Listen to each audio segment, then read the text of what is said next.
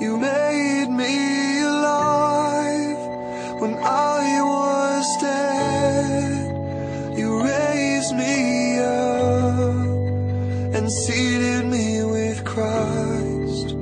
It's by your grace that I am saved, and it's through faith.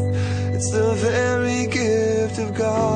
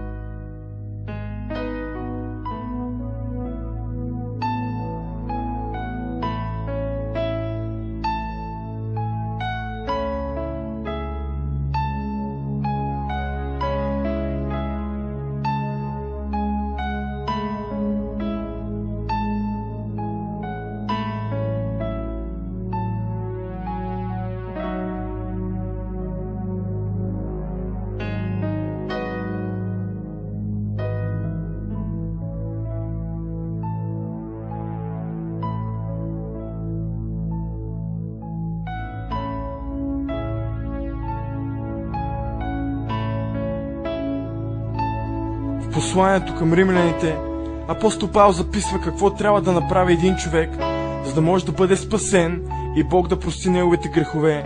В 10 глава, 9 и 10 стих той е записал: защото ако изповядаш с устата си, че Исус е Господ, и повярваш със сърцето си, че Бог го е възкресил от мъртвите, ще се спасиш. Защото със сърце вярва човек и се оправдава, и с уста прави изповед и се спасява. Ако ти, който си гледал този клип, осъзнаваш това, което Господ Исус Христос на кръста е направил за тебе, как Той е умрял за твоите грехове и искаш да вярваш в Него, и искаш да бъдеш спасен, позволи ми да те водя в една съвсем кратка молитва. Ако ти искаш и вярваш, помоли се заедно с мен. Господи, аз съм грешен човек. Много пъти в своя живот съм правил неправилни неща, които ти наричаш грехове. Аз не те познавам, обаче искам да вярвам в теб. До сега не съм оценявал жертвата на Твоя Син Исус Христос, но сега разбирам какво е направил за мен. Разбирам, че на кръста Той е умрял за моите грехове. Моля Те, прости ми в името на Исус. Господи, аз приемам Твоя Син Исус Христос за мой Господ и Спасител. Искам да Ти благодаря, че Ти прости моите грехове.